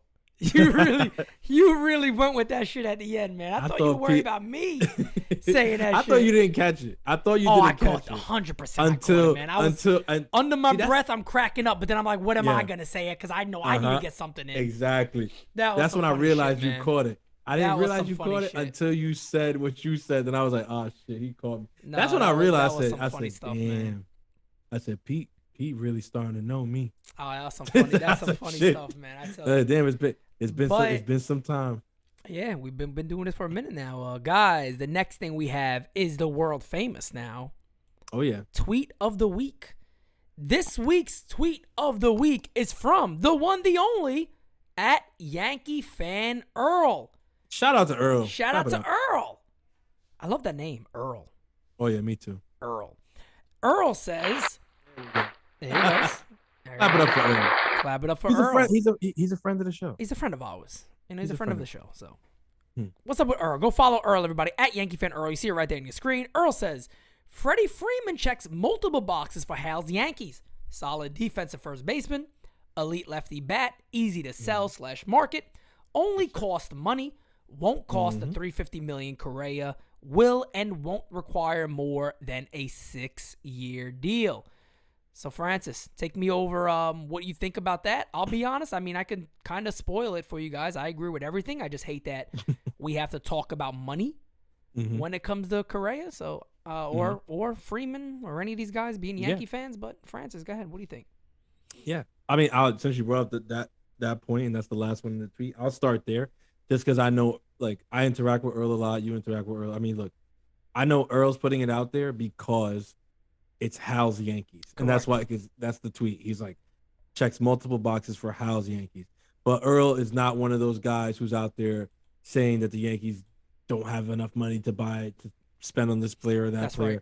Earl said it a million times that they have. He's in lockstep with us when it comes to that. Like, he is an educated fan. He knows that the Yankees have enough money to sign whoever the hell they want, whenever the hell they want. He gets it. But I think for the reason I like this tweet was because it makes the notion of these being Hal's Yankees and why Freeman makes so much sense there. Right. Because Hal has shown a, hesitance to spend as freely as his father did in the past. But when you put these things together, like the defense at first base, which has been a big hole, the elite lefty bat, which has been a huge lack, being easy to sell and market, that they love the contracts that pay for themselves. And boy, if there is one like that, it's Freddie Freeman. Like, we know that with Correa, we love Correa, right? But we also know that he's very polarized, right? Like, you sign Correa, like, yes, they said that they're not taking this into account, but the fact remains, you sign him, there's a portion of the fan base that's going to hate him, that's going to talk shit about him, that's going to boo him on opening day, that's not going to buy his jersey, it's going to be whatever, and then there's going to be the portion of us that actually have brains. But with Freddie Freeman, it's Freddie fucking Freeman. The majority, everybody's like, it's Freddie fucking Freeman. You know what? Nobody's going to be mad at. Yeah, he's a safe pick. He's a safe money pick. He is because let's be real. If Freddie Freeman came to the Yankees and he wasn't the same player, was in Atlanta, nobody's sitting back saying that was really not the right choice. No, everybody would sit back and be like, I mean, it didn't make sense at the time. Let's be honest. Exactly. Everybody's gonna say at the time it made sense. And look, I will tell you guys this. I remember saying it on here several times and on some of our lives. Out of the 3 first base options that are, I think, available to the Yankees, those being Anthony Rizzo, Matt Olson, and of course Freddie Freeman, I personally would like Matt Olson because he's the youngest one, and I'm like, if we're gonna pay any of those 3, I'd rather pay the youngest guy who still has the most of his career Well, the larger number of his career ahead of him than the other two. But I will say this, right? Well, if the report that we saw the other day is true about the Yankees being hesitant to move guys like Peraza, then they're not going to get him at Olsen. Correct. It's not going to happen. Yeah, you're not getting him without one of those guys. You're not. You said it in the video that you put out when you reported on it, and you're 100% spot on with that. That deal's not going to get made unless names like that are included. Now, me personally, do I, believe 100% that the Yankees are moving that way, that they're not going to move Peraza, not going to move. It's hard for me to believe that because of the surplus of shortstop they have, right? Correct. You got Oswaldo Cabrera, you got Peraza, you got Volpe, you just signed Arias, they're just all over the fucking everything. Just shortstops, they got a bunch. Sweeney, I forgot, who's great, and he always gets forgotten about, but he's freaking good. They have such a surplus that it's just like, I'm like, they can't be saying they're not going to trade any of these guys. I'm sorry, I just don't believe it makes no sense. But say the Yankees are saying they don't want to move a Peraza in a deal for a Matt Olson because now Freddie Freeman is available and all he costs is money. Yep. I could see them saying, let's pivot to Freeman. Let's snatch him up from Atlanta and the Dodgers because rest assured, if he's leaving Atlanta, the Dodgers are going to be big players. Oh, yeah, definitely. He's not going to just sign over here without no fight. But I could see them pivoting and saying, you know what? Let's sign freaking Freeman. And now, instead of using these prospects to get the first baseman from Oakland, maybe we use these prospects to get an arm from Oakland, or maybe we use these prospects to get an arm and the third baseman, where before we couldn't get Olsen because getting Olsen and Chapman in one deal was never going to happen. Right. That was never going to happen. Right. Now, if you sign Freeman, you don't have to trade for Olsen. Correct. And the price tag on Chapman is much lower than Olsen's. Yeah.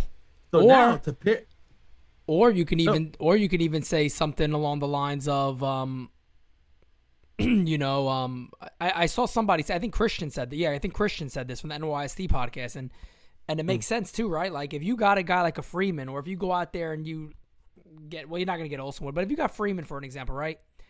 And it comes down to, okay, we're looking at stop gaps or whatever there.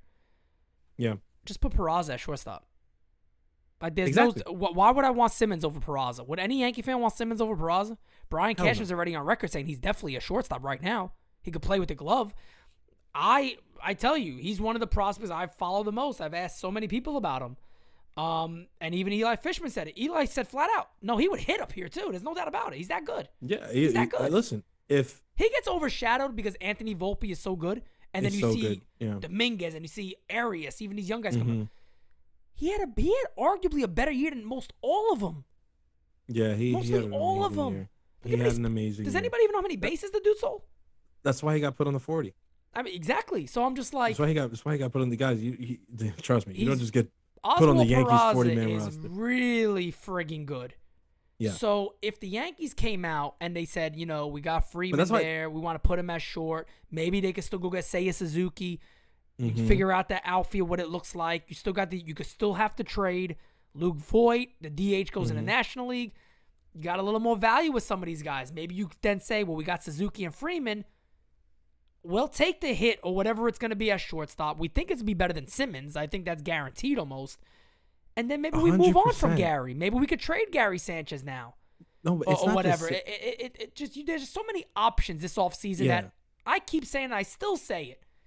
I don't know how you fail. I still don't know how you fail. Listen, the thing, and that's why, again, shout out to Earl. The thing about the tweet that I love so much is that it's such a Cashman Howell regime move. Like to get everybody. Freeman. Yeah. Oh yeah. Everybody expected. Oh, they have a hole at shortstop. There's all these big shortstop available. They're gonna probably get Seager, or they're gonna get Simeon, or they're gonna get Correa, or at least, the very least, they'll get Story, right? And it's like they end up with Freddie Freeman. Makes sense. It's like that's because that's how it's always the move that at the beginning of the offseason nobody saw coming. Yeah, and then it happens, and they probably come out and say like, "Yeah, we were looking at Freeman the whole time. We were just waiting for Atlanta to fumble the bag." And I tell you what, man, I want Correa. I still want Correa. I don't think there's any reason you don't go get Correa. There's nobody stopping you from getting Correa, in my opinion. I think he's yours, and that's it. I think the best position and team for Carlos Correa is the New York Yankees right now. That doesn't, you know what? You sign him. That does shit to Volpe. That doesn't change anything for Anthony Volpe at all. That's the crazy thing that people still feel like. My belief. It makes it better for Volpe. It does. I agree with you. You said that first. You said that first, and I say it every time, like Francis said, because you're right. That was a great point. It makes it a lot better for Volpe or whoever's there. It makes it a lot better for him. So my whole thing is, I mean, again, I just want to repeat it again because I actually haven't said it in a long time. I don't know how you lose this offseason. And Yankee fans, look, man, we got some awesome things planned for you. I'm not going to give anything away, but we're going to have get-togethers. We're going to have all this fun shit.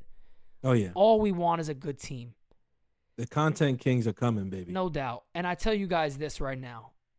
You are going to hear me bitch and moan and complain and go at this team more than you ever seen in your life if they fuck up this offseason, because I don't know how the hell you do it. Yeah. I don't know how you do it. Yeah, you hit the nail right on the head, bro. We're not, I mean, that again, this is what I love about the Freeman stuff, because it's like, this is another freaking option that at the beginning of the offseason, nobody would have told you that we'd be having conversations about this in the middle of a lockout, like the possibility or whatever. But for whatever reason, Atlanta has balked at re-signing him, and they don't know about the money, and they don't know about the year, whatever. So here we are. And they also just won a World Series.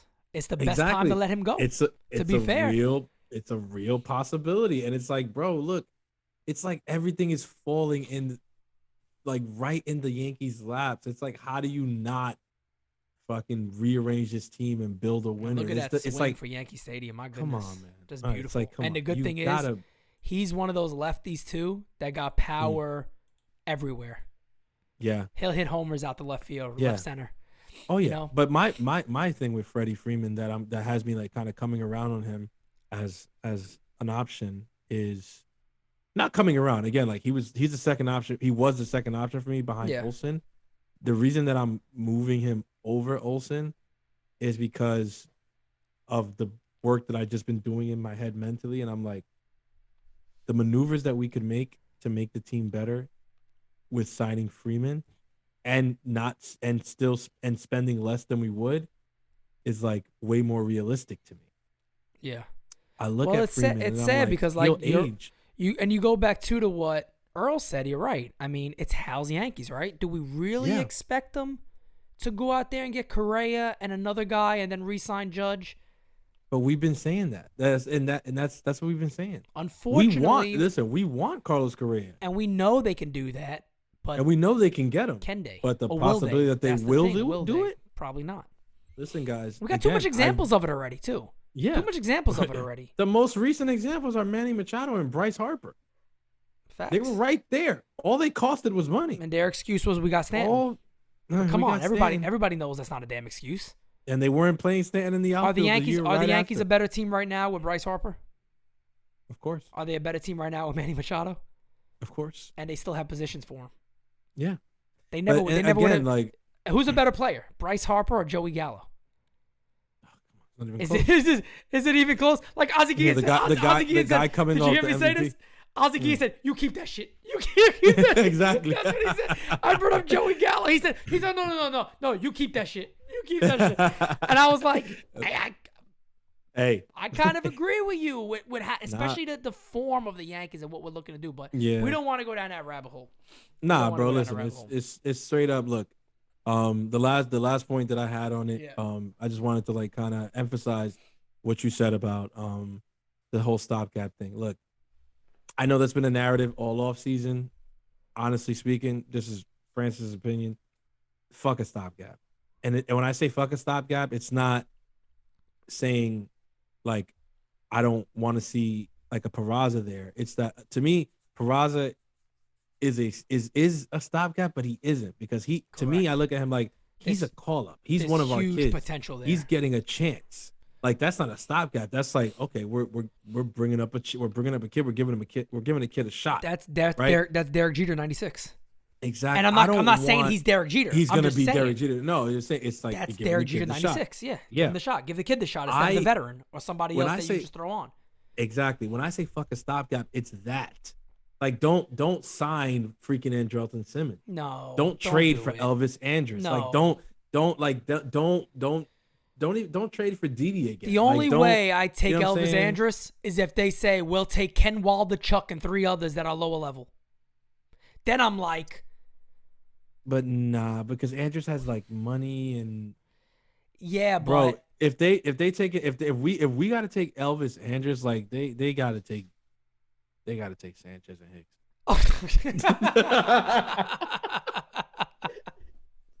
Listen, bro. I'm just saying. If you take an Antonio's Andrus back, ready, goddammit. I don't want to hear. Yeah. If you take an Andrus back, let's be real. It ain't gonna be none of them top guys, and I'm being nice saying Waldichuk because he's still up there ranked. It's not even. You got to close, be come like on. anything you ask for Olsen ain't coming over. He's just coming If a part of that yeah, contract. exactly. If Andrus is coming back in the deal, It's got to then be so it needs to one-sided on the be prospect side. Like Olsen. nothing. It would have to be like Olsen and him, and then like you're not getting. You're not getting Then anything. we're not talking Peraza. We're not talking none of those guys. 'cause it's like, bro, You're you talking see like what we're Anthony taking off your Siegler, books? who's fallen off a ton, and like Exactly. 2 other prospects at the lower level that might turn into something. You could have Davey. You got Davey, yeah. I thought Davey. Yeah, That's a nice I'm one. like, He might be really good at the bullpen, so you might get a good shot. Yeah, there. he probably. No, I think that'd be real interesting. Like a deal that was like that involved Elvis Andrus and then Davey on our side. Like, okay, Yeah. I get it. But again, like I'm not really like a big proponent of like that. I'd rather, honestly speaking, like Volpe's not going to be the opening day shortstop this year. But if it's not going to be Carlos Correa, give me Peraza. Yep. Give me Peraza. This is my cheap way of showing off merch. Hey, There- listen, there ain't even we nothing got, in here I'm drinking, but actually there's actual water in here. No, we got dope ways to show off the merch coming, man. Listen, y'all buying the merch, right? Y'all better be buying the merch. We got the Flies merch. Let me we tell got, you we something, got the man. Flies Hey. merch on the market, man. Hey, me and Ozzy's idea of the Sammy Screwjob, man, is getting some sales. They going at the Yeah, Sammy it's- Screwjob tee. It's a dope shirt. I It's love a that damn dope, shirt, man. Dope I love shirt, Ozzy wore it the man. other day, man, on the thing. I love it.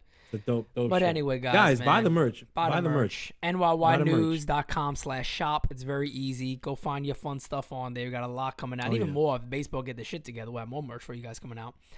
But That's another thing. Actually, this is my real last point. We could talk all this free agent and all that trade stuff or whatever all we want to be blue in the face. The longer this shit takes, bro, it's gonna be really freaking hard for a team with as many holes as the Yankees. Like I can film, yeah, you're almost right. already hear it. I'm not trying to panic. I'm not trying to make anybody panic or whatever. But listen, I already hear Cashman's voice in the back of my head, me too. starting to say like, "Look, I mean, with how long the lockout took and everything." This is when we need you know, SGR. Exactly. He'd be able to. I just want to send him the words and then he can talk because his. I'm Brian Cashman gonna is ask them one spot day on. if I could just be a guest, and I just want to do this like they do all the okay. I just want to do it. They got me doing that shit around my house. Oh man. So if you're not watching, of course, NYYST. NYYST. Y'all better be watching the fellas. Let me throw them a quick little throw. There they go, right there. NYYST, right down there. Monday, 7 p.m. They coming out tomorrow night. You guys gonna watch them tomorrow night. Fam. Watch NYYST. Always fun, man. The fellas, Oh, yeah. the fellas are something else, man. But I always do that shit, man. I'll be like, my fiance would say something about, okay. Nah, bro, I'm telling you, I don't know, but I can almost hear it. Like I'm telling you, this shit takes too long, and by the time they come to a deal, the time that they have to like get everything settled before the season is like 3 weeks or something like that. Yeah. I can hear like, you know, we did the best we could with the amount of time that we had or whatever. It's just like, yeah, bro, like. Because the Yankees have holes like a lot, several. Big time, It's no not doubt about they're not just one. Like a team like the Nah. Mets is in. That's why us fans were complaining. A lot of you were like trying to shit on the fans who were getting upset. They were like, "There's so much time left. Why are you guys getting upset? Why are you guys being now how does that look? nervous?" How does that look Yeah, now? well, now maybe you understand why people were getting like that because when a lockout happens, you never know. You see, That's a great just- point. That's a great point. You- That is a you never- great point. They were killing. You remember that shit? I remember, They were man, going at they people, were telling them to telling shut up fans- and all that They were mess. telling fans not to whatever, but it's But the like the thing reason is- that fans were getting like that was because we didn't do anything, and Well, now there was no agreement. if this shit, There was no if agreement. this shit go, yeah, We knew this was a because possibility. But that's the thing. All the owners knew it. The owners knew that. First of all, listen. The owners knew that. Good job, Texas Rangers, by the way. December 2nd. Come on. Good job, Rangers, for having a set of balls. Yeah, but go out there and say, "Frig this. We're gonna sign who we want." And you think? And did they wait? You know what I'm saying? Did they wait? Did Seattle wait? Didn't wait. Seattle traded for Adam Frazier and signed Robbie Ray. Like, come on, what are we doing here? Like, 23 The million. Mets are in a great. Yeah, I know, bro. I don't want to talk about that, please. I know. I want to have a good sleep tonight. Hashtag 23 million. If you've been victimized by the Yankees, call 1-800. Let me stop. But my point is, there's teams that are a lot more ready to compete right now and only have a move or two to shore up things, like the Mets per se, or whatever. And the Yankees are not one of those teams. And if this lockout goes too long and then we don't have a lot of time, trust and believe, we are going to see some bullshit for a while next year. Bro, it's know probably what? going to take to the trade deadline. You know what? To get right. Mm-hmm. I listen to everything you say. You said, trust me. I just come out of nowhere and be like, I know. This just popped in my mind. I think I have to use the tweet of the week for a tweet that came out this week for next week. That shit that Chris put out, the how it's starting, the how it's going. Oh, yeah. That shit needs to get some love, man. I had it first. Oh, shit. That shit like this. I had it first. I love that shit. Oh, man. That's classic, bro. man. How many years ago was that? Oh, my God. Had to be a good 3. Had to be 3 years ago. 2.5, 3 years ago. Chris went at me hard, man.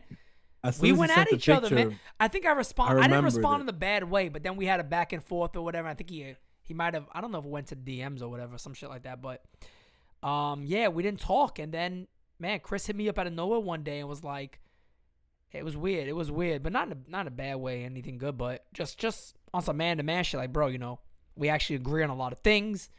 And it was stupid back then or whatever. It was dumb to come at it that way. And look where we are now, man. Chris is like a dude I talk to on the phone almost every other day minimum. And we always in chat with him every single day. And it's crazy, man. NyynewsTV, man.